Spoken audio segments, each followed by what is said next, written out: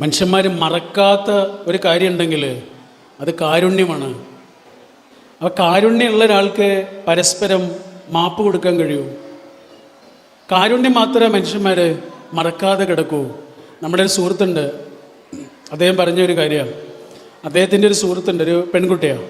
അവൾ പറയാ, അവളുടെ കല്യാണം കഴിഞ്ഞിട്ട് ഈ ഭർത്താവിൻ്റെ അമ്മയിൽ നിന്ന് ആ കുട്ടിക്ക് ഒരുപാട് നല്ലതല്ലാത്ത കുറേ അനുഭവങ്ങളുണ്ടായി. ചെറിയ കാര്യങ്ങൾക്ക് വല്ലാതെ വഴക്കിടും, കുറ്റപ്പെടുത്തും.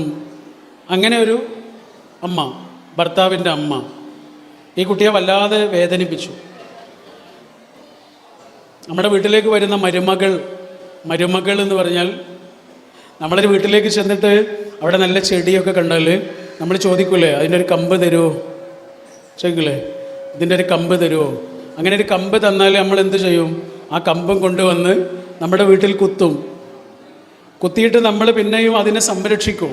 അതിന് വെള്ളം കൊടുക്കും, വളം കൊടുക്കും, അതിന് വേര് പിടിക്കാൻ ആവശ്യമുള്ളതൊക്കെ ചെയ്തു കൊടുക്കും. എന്നാലേ വേര് പിടിക്കുള്ളൂ. ഇതേപോലെയാണ് മരുമകൾ. നമ്മുടെ അയൽപ്പക്കത്ത് നിന്ന് കൊണ്ടുവന്ന് കുത്തിയ ഒരു ചെടി പോലെയല്ല നമ്മുടെ വീട്ടിൽ വളർന്ന ഒരു മരം. രണ്ടും വ്യത്യാസം ഉണ്ടാവും. വീട്ടിൽ വളർന്ന മരം പോലെയല്ല അയൽപ്പക്കത്ത് നിന്ന് കൊണ്ടുവന്ന് കുത്തിയ ചെടി. അതിന് വേര് പിടിക്കാനുള്ള സമയം വേണം. അതുകൊണ്ടാണ് ഈ മരുമകൾ പറയാ, അമ്മയിൽ നിന്ന് കുറേ സങ്കടം ഉണ്ടായി, അമ്മ വേദനിപ്പിക്കുന്ന കുറേ അനുഭവങ്ങളുണ്ടായി. അങ്ങനെ കുറേ കാലം കഴിഞ്ഞു. ഇവള് പറയാം, ഇവള് ഗർഭിണിയായ സമയത്ത് 8 മാസമൊക്കെ ഉള്ള സമയത്ത് ഇവൾക്ക് ഒരു ദിവസം വല്ലാതെ വേദനയുണ്ടായി. വേദനിച്ച് ഇവളെ ആശുപത്രിയിലേക്ക് കൊണ്ടുപോയി. മരുന്നൊക്കെ കഴിച്ച് തിരിച്ചു വന്ന് ഇവള് കിടന്ന് ഉറങ്ങിപ്പോയി കുറച്ച് കഴിഞ്ഞപ്പോൾ എന്തോ ഒരു ആളെങ്ങനെ തൊടുന്നത് പോലെ തോന്നി. അപ്പോൾ അവൾ മെല്ലെ കണ്ണ് തുറന്ന് നോക്കുമ്പോൾ ഈ അമ്മ. അവൾ പറയാ, ഞാൻ അങ്ങനെ തന്നെ കിടന്നു. കാരണം അമ്മയിൽ നിന്ന് ഒരു കാരുണ്യമുള്ള ഒരു അനുഭവം ആദ്യമായിട്ടാണ്. അതുകൊണ്ട് ഞാൻ അങ്ങനെ തന്നെ കുറേ സമയം കിടന്നു. കുറച്ച് കാലം കഴിഞ്ഞ് അമ്മ മരിച്ചു. അമ്മ മരിച്ചതിന് ശേഷമാണ് അവളിത് പറയണത്. അമ്മ എന്നെ കുറേ വേദനിപ്പിച്ചിട്ടൊക്കെ ഉണ്ട്. പക്ഷെ അമ്മ എന്ന് പറഞ്ഞാൽ എൻ്റെ മനസ്സിൽ ഇപ്പോൾ ആദ്യം ഓടി വരുന്നത് ആ വേദനിപ്പിച്ച കാര്യങ്ങളൊന്നുമല്ല, ആ പാതിരാത്രിയിലെ തലോടലാണ്. വേദനിപ്പിച്ച അനുഭവങ്ങളൊക്കെ മാഞ്ഞു പോവുകയും ഒരു പാതിരാത്രിയിലെ തലോടൽ മാത്രം ബാക്കിയാവുകയും ചെയ്യുന്നു. ഇതാണ് റഹ്മ, കാരുണ്യം. മനുഷ്യന്മാരത് മറക്കൂല. അപ്പം ഇവിടെ ഇരിക്കുന്ന കുറേ പുരുഷന്മാരുണ്ടല്ലോ, സ്റ്റേജിലും സദസ്സിലുമായിട്ട്. നിങ്ങൾ ഇരിക്കുന്ന ഓരോ പുരുഷൻ്റെ അടുത്തും ചെന്നിട്ട് വെറുതെ ഇങ്ങനെ ചോദിച്ചു നോക്കൂ, ഇപ്പോൾ മനസ്സിനെ അലട്ടുന്ന പ്രശ്നം എന്താണ്? മിക്കവാറും ആൾക്കാർക്ക് ഇപ്പോൾ അലട്ടുന്ന ഒരു പ്രശ്നം ഉണ്ടാവും. ഇന്നോ നാളെയൊക്കെ ആയിട്ട് പരിഹരിക്കേണ്ട ഒരു പ്രശ്നമുണ്ട്. അതെന്താണ് എന്ന് വെറുതെ ഇങ്ങനെ ചോദിച്ചു നോക്കൂ. മിക്കവാറും ആൾക്കാർക്ക് അങ്ങനെ ഒന്നും ഉണ്ടാവും. മിക്കവാറും ആ പ്രശ്നം അവരുടേതാവില്ല, അവരുടെ എന്തെങ്കിലും ആവില്ല. ഒന്നെങ്കിൽ പെങ്ങളുടേതായിരിക്കും, അല്ലെങ്കിൽ അളിയൻ്റേതായിരിക്കും, അല്ലെങ്കിൽ അനുജൻ്റേതായിരിക്കും, അല്ലെങ്കിൽ അമ്മായിൻ്റെ കുട്ടിയുടേതായിരിക്കും, അല്ലെങ്കിൽ അമ്മാവൻ്റെ മോൻ്റേതായിരിക്കും, ആരുടെയെങ്കിലുമൊക്കെ ആയിരിക്കും. എന്നാൽ ഇതൊക്കെ ആരുടെങ്കിലും പറയോ? മിക്കവാറും അത് പറയൂല. അതിങ്ങനെ ഉള്ളിൽ ഒതുക്കി ആ പ്രശ്നത്തിൽ ഇങ്ങനെ ഉരുകി ജീവിക്കും. പുരുഷൻ്റെ ഒരു രീതി അങ്ങനെയാണ്. പ്രശ്നങ്ങൾ ഒരാളോടും പറയൂല, പക്ഷേ മുഖത്തുണ്ടാവും, കണ്ണിലുണ്ടാവും, സംസാരത്തിലുണ്ടാവും, പെരുമാറ്റത്തിലുണ്ടാവും. വാക്കുകൊണ്ട് പറയൂല. ആ പെരുമാറ്റത്തിൽ നിന്നത് വായിച്ചെടുക്കാൻ കഴിയുന്ന ഒരാൾ കൂടെ ഉണ്ടെങ്കിൽ ആ പുരുഷൻ അനുഭവിക്കുന്ന ഒരു ശക്തിയുണ്ട്. അപ്പം ഇവിടെ കുറേ സ്ത്രീകൾ ഇരിക്കുന്നു.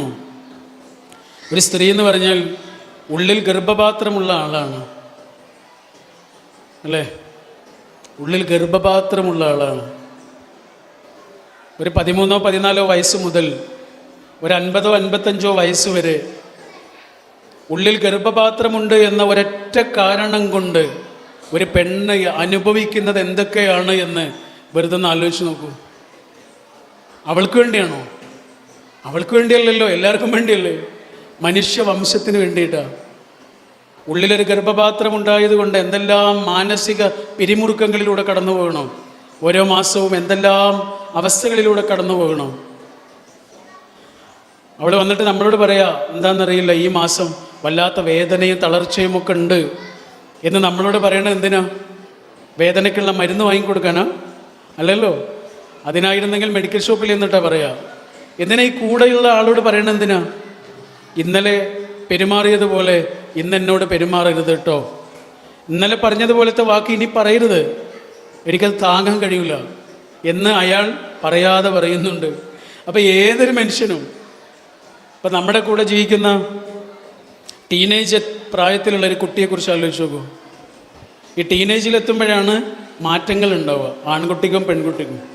ഇപ്പോൾ സാധാരണ കൗൺസിലർമാരുടെയൊക്കെ അടുത്ത് വന്നിട്ട് ബാപ്പന്മാരും ഉമ്മമാരും പറയും, 7ാം ക്ലാസ് കഴിഞ്ഞതോടുകൂടി അവൻ്റെ സ്വഭാവമൊക്കെ മാറി, അവൻ്റെ പെരുമാറ്റമൊക്കെ മാറി, അവൻ ഒറ്റയ്ക്ക് ഇരിക്കാൻ തുടങ്ങി, അവൻ്റെ അനിയത്തിയോട് ചൂടാവാൻ തുടങ്ങി, അവൻ്റെ പെരുമാറ്റമൊക്കെ മാറി, ഞങ്ങളോട് അധികം സംസാരിക്കാതെയായി, ഇങ്ങനെയൊക്കെ പറയൂലേ. എന്താണ് ആ കുട്ടിക്ക് സംഭവിച്ചത്? അവൻ അങ്ങനെ ഉണ്ടാക്കുന്നതല്ല, അവനങ്ങനെ ആകുന്നതല്ല, അവൻ്റെ ഉള്ളിൽ ചില മാറ്റങ്ങൾ നടക്കുന്നുണ്ട്. അതുകൊണ്ടാണ് നമ്മുടെ ഒരിക്കലൊരു കോഴ്സിന് വേണ്ടിയിട്ട് കോഴിക്കോട് പോയിരുന്നു, കുറച്ച് മുമ്പാണ്. അപ്പോൾ ആ കോഴ്സിന് വലിയൊരു പോലീസ് ഓഫീസർ ആ കോഴ്സിലുണ്ടായിരുന്നു. അതായത് റിട്ടയർഡ് ചെയ്തതാണ്. അപ്പോൾ റിട്ടയർഡ് അല്ല, അയാൾ ലീവ് എടുത്തതാണ്. ലീവിൽ നിൽക്കുന്ന ഒരു പോലീസ് ഓഫീസർ ആ കോഴ്സിലുണ്ടായിരുന്നു. അങ്ങനെ കോഴ്സ് കഴിഞ്ഞിട്ട് ഞങ്ങൾ തിരിച്ചു പോകുമ്പോൾ ആ കോഴ്സിനെ കുറിച്ചുള്ള അഭിപ്രായം ചോദിച്ചപ്പോൾ ഈ പോലീസ് ഓഫീസർ പറഞ്ഞത് എന്താണെന്നറിയോ? അദ്ദേഹം പറയാം, എനിക്ക് 18 വയസ്സുള്ളൊരു മോനുണ്ട്. ആ മോൻ്റെ പെരുമാറ്റത്തിൽ ഒരുപാട് കുഴപ്പങ്ങളുണ്ട്. അവൻ പഴയ ആളല്ല, അവനാകെ മാറിയിട്ടുണ്ട്, അവൻ്റെ പെരുമാറ്റ രീതികളൊക്കെ മാറിയിട്ടുണ്ട്. അതുകൊണ്ട് അവനെ ഒന്ന് നന്നാക്കാൻ വേണ്ടിയിട്ടാണ് ഞാൻ ഈ കോഴ്സിൽ വന്ന് ചേർന്നത്. എൻ്റെ മോനെ ഒന്ന് നന്നാക്കാൻ വേണ്ടിയിട്ടാണ് ഞാൻ ഈ കോഴ്സ് എടുത്തത് എന്ന് പറയും. 6 മാസത്തെ കോഴ്സാണ്. ആ കോഴ്സ് കഴിഞ്ഞ് പോകുമ്പോൾ അദ്ദേഹം പറയണത് എന്താണെന്നറിയോ? എനിക്കൊരു കാര്യം മനസ്സിലായി, നന്നാക്കേണ്ടത് എൻ്റെ മകനെയല്ല, എൻ്റെ മകനെ നന്നാക്കുകയല്ല വേണ്ടത്, ഞാൻ അവനെ മനസ്സിലാക്കുകയാണ് വേണ്ടത് എന്ന് എനിക്കിപ്പോൾ മനസ്സിലായി. പണ്ട് ഞാൻ അവനോട് എപ്പോഴും ദേഷ്യപ്പെടുന്നൊരു വാപ്പയായിരുന്നു. അവൻ TV കാണുമ്പോൾ ദേഷ്യപ്പെടും, അവൻ കളിക്കാൻ പോയ ദേഷ്യപ്പെടും, ഓരോ സമയത്ത് അവനോട് ദേഷ്യമായിരുന്നു. അവൻ്റെ ചങ്ങാതിമാർ വീട്ടിൽ വരുന്നതൊന്നും എനിക്കിഷ്ടമായിരുന്നില്ല. അപ്പം ഞാൻ മാറി. അവൻ TV കാണുമ്പോൾ ഞാൻ അവൻ്റെ കൂടെ ഇരുന്ന് കളി കാണും, അവൻ്റെ ചങ്ങാതിമാർ വരുമ്പോൾ അവരുടെ കൂടെ ഇരുന്ന് സംസാരിക്കും. അവൻ കളിക്കാൻ പോകുന്നിടത്ത് അവൻ്റെ കളി കാണാൻ പോകും, ഞങ്ങൾ ഒരുമിച്ച് ബൈക്കിൽ പോകും. വല്ല മത്സരങ്ങളുണ്ടെങ്കിൽ കളി TV-യിൽ ഞങ്ങൾ ഒരുമിച്ചിരുന്ന് കാണും. അപ്പം ഞാൻ മാറി, എൻ്റെ മകനെ എനിക്ക് മനസ്സിലായി. ടീനേജ് പ്രായത്തിലെത്തിയൊരു കുട്ടി ആഗ്രഹിക്കുന്നത് ആ കുട്ടിയെ മനസ്സിലാക്കുന്ന മനുഷ്യരെയാണ്. ഒരു പുരുഷൻ, ഒരു സ്ത്രീ, ആരാവട്ടെ, അവരുടെ ജീവിതത്തിൽ ഞാൻ നിങ്ങളൊക്കെ ആഗ്രഹിക്കുന്നത് ഈ പറഞ്ഞ 3ാമത്തെ കാര്യമാണ്. അതെന്താണ്? റഹ്മ, കാരുണ്യം. 2 മനുഷ്യന്മാരെങ്ങനെ ഒട്ടിച്ചു നിർത്തുന്ന പശയാണ് ആ പറഞ്ഞ കാരുണ്യം. പടച്ചോൻ മനുഷ്യന്മാർ ഒരുമിച്ച് ജീവിക്കുമ്പോൾ ആവശ്യമുള്ള 3 കാര്യങ്ങളെക്കുറിച്ച് പറഞ്ഞില്ലേ? ഈ 3 കാര്യങ്ങൾ മാത്രമാണ് എനിക്ക് നിങ്ങളോട് ഈ സമയത്ത് പങ്കുവെക്കാനുള്ളത്. നിങ്ങളുടെ ഈ പരിപാടിയിൽ പങ്കെടുക്കാൻ കഴിഞ്ഞതിലുള്ള സന്തോഷം രേഖപ്പെടുത്തിക്കൊണ്ട് ഞാൻ എൻ്റെ വാക്കുകൾ അവസാനിപ്പിക്കുമ്പോൾ മലയാളത്തിലെ വളരെ പ്രിയപ്പെട്ട ഒരു കവി ഉണ്ടായിരുന്നു. അദ്ദേഹത്തിൻ്റെ പേര് കടമ്മനിട്ട എന്നാണ്, കടമ്മനിട്ട രാമകൃഷ്ണൻ. അദ്ദേഹത്തിൻ്റെ ഒരു വരിയുണ്ട്, ഒരു കവിതയുണ്ട്. ആ കവിത ഇങ്ങനെയാണ്: നിങ്ങൾ ഓർക്കുക നിങ്ങളെങ്ങനെ നിങ്ങളായെന്ന്. ഇത്രയേ ഉള്ളൂ.